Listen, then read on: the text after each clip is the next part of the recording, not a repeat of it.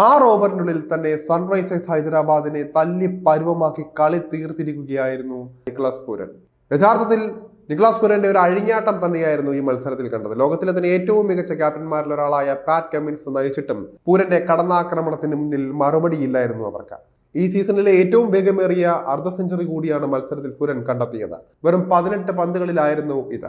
9ാം ഓവറിൽ team score 120 നിൽക്കെ Pooran മടങ്ങുമ്പോഴും കളി SRHൽ നിന്നും വഴുതി പോവുകയായിരുന്നു. 70 റൺസ് വാരിക്കൂട്ടിയാണ് അദ്ദേഹം ക്രീസ് വിട്ടത്. വെറും 26 പന്തുകളിലായിരുന്നു ഇത്. 6 വീതം 6ഉം 4ഉം പൂരന്റെ ഇന്നിംഗ്സിൽ ഉണ്ടായിരുന്നു. മുഹമ്മദ് ഷമി ഇറങ്ങിയ 2ാം ഓവറിലെ 3ാമത്തെ പന്തിൽ തന്നെ ഏഡൻ മാർക്രമ പുറത്തായ ശേഷമാണ് നിക്കോളാസ് പൂരൻ ക്രീസിൽ എത്തിയത്. പിന്നീട് അങ്ങോട്ട് അടിയുടെ പൊടിപൂരമാണ് കണ്ടത്. സിമർജിത് സിംഗ് ഇറങ്ങിയ 3ാമത്തെ ഓവറിൽ തന്നെ പൂരന്റെ കടന്നാക്രമണം തുടങ്ങിയിരുന്നു. ഓവറിലെ ആദ്യ പന്തിൽ ബൗണ്ടറി പായിച്ച അദ്ദേഹം പിന്നീട് ടോപ്പ് ഗിയറിലേക്ക് അതിവേഗം കയറിക്കൊണ്ടിരുന്നു. ഓവറിലെ 4ാമത്തെയും 5ാമത്തെയും ബോളുകളിൽ തുടരെ 2 സിക്സുകളും പൂരൻ പറത്തി. ഈ ഓവറിൽ വന്നത് 17 റൺസ്.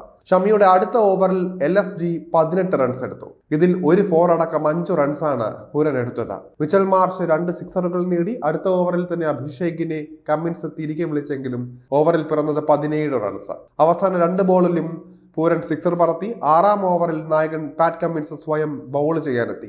2 ഫോറുകളാണ് പൂരൻ ഈ ഓവറിൽ കണ്ടെത്തിയത്.